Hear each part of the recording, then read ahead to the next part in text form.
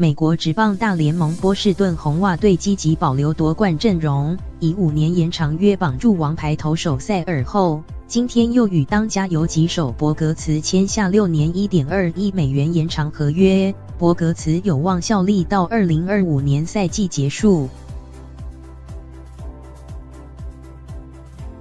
红袜球团下午宣布与博格茨 Xander Bogaerts 签下6年延长合约，附带2026年赛季自动续约选择权。大联盟官网引述知情人士说法报道，若包含本季薪资1200万美元，26岁的博格茨今后7年将赚近1.32亿美元，约新台币40.7亿元。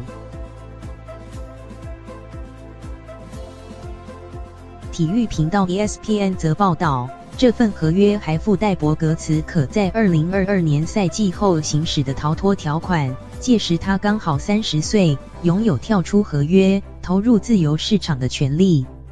红袜上季夺得队史第9座世界冠军，近期开始以长约巩固战力核心，开季前与王牌投手塞尔 Chris Sale 签下5年1.45亿美元延长合约，如今再绑住博格茨，是否还有空间留下去年美国联盟最有价值球员 MVP 贝兹 Mookie Betts 备受瞩目。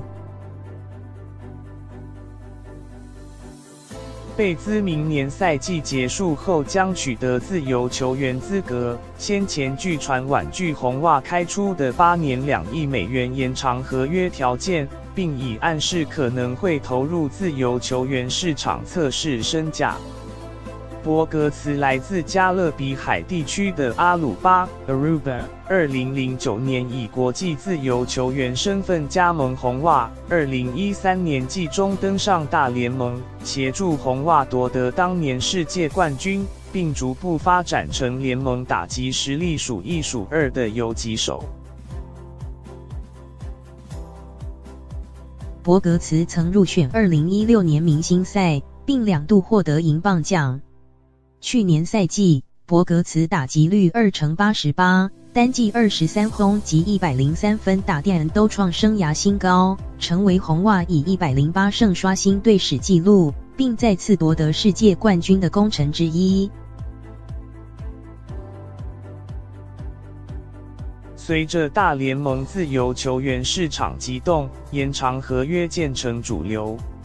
今年季前，科罗拉多洛基队亚瑞纳多 Nolan Arenado、圣路易红雀队高史密特 Paul Goldschmidt 等明星野手都签下延长合约。博格茨如今跟进，几乎确定生涯黄金期都将待在红袜。